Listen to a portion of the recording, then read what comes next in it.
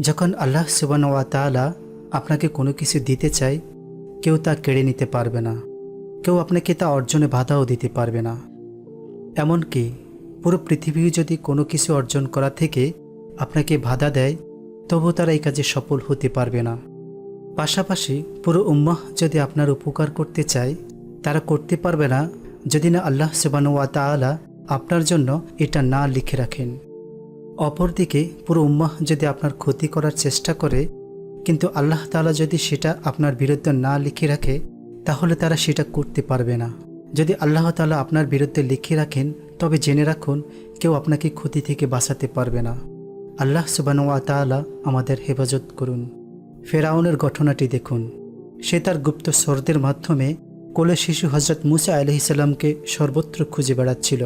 সে সব জায়গায় তার গুপ্তচর পাঠিয়ে মূসা আলাইহিস সালামকে খুঁজে পেল না। মূসা আলাইহিস সালামের ব্যাপারে জানতেও পারল না। সে সময় আল্লাহ সুবহানাহু ওয়া তাআলা মূসা আলাইহিস সালামের মাকে ভিন্নধর্মী কিছু করার নির্দেশ দিলেন। তিনি মূসা আলাইহিস সালামের মাকে তার কোলে শিশু মূসা আলাইহিস সালামকে নীল নদে ভাসিয়ে দেওয়ার নির্দেশ দিলেন। তখন মূসা আলাইহিস সালামের মা বললেন, আমার কোলের শিশুর সাথে আমি এটা কিভাবে করতে পারি? আল্লাহ তাআলা এর উত্তরে বললেন, চিন্তা করো না, যে তাকে সৃষ্টি করেছে সেই তার দেখাশোনা করবে। সুবহানাল্লাহ। অর্থাৎ যিনি মূসা আলাইহিস সালামকে সৃষ্টি করেছেন, তিনিই তার দেখাশোনা করবেন। আল্লাহ সুবহানাহু ওয়া তাআলা বলেন, আর আমি মূসার মায়ের প্রতি নির্দেশ পাঠালাম, তুমি তাকে দুধ পান করাও। অতঃপর যখন তুমি তার ব্যাপারে আশঙ্কা করবে, নীল নদে ভাসিয়ে দেওয়ার নির্দেশ দিলেন। আর তুমি ভয় করবে না এবং চিন্তাও করবে না। নিশ্চয়ই আমি তাকে তোমার কাছে ফিরিয়ে দেব এবং তাকে নবীদের অন্তর্ভুক্ত করব। কোরআনে আল্লাহ তাআলার এই কথাগুলোতে নির্দেশনা, অনুপ্রেরণা, ভরসা ও ওয়াদাজনিত বিষয়গুলো রয়েছে। তিনি মূসা আলাইহিস সালামের মাকে অনুপ্রেরণা দিয়ে বললেন, বিপদের সময় যেন সে তার নবজাতক শিশুকে নীল নদীতে ভাসিয়ে দেয়। তিনি শিশু মূসা আলাইহিস সালামকে রক্ষা করবেন, তাকে তার মায়ের কাছে ফিরিয়ে দেবেন।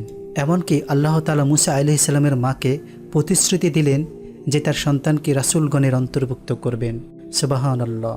অন্যদিকে শাসক ফেরাউন একটি ছেলে সন্তানের জন্য বহু চেষ্টা করল, কিন্তু আল্লাহ তাআলা ফেরাউনকে সন্তান নামক নিয়ামত দান করেননি। একদিন ফেরাউনের স্ত্রী নীল নদের ফাড়ে হাঁটছিল।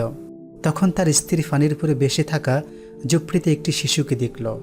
শিশুটি এতই মায়াবী আর নিষ্পাপ ছিল যে সে তাকে কোলে তুলে নিল।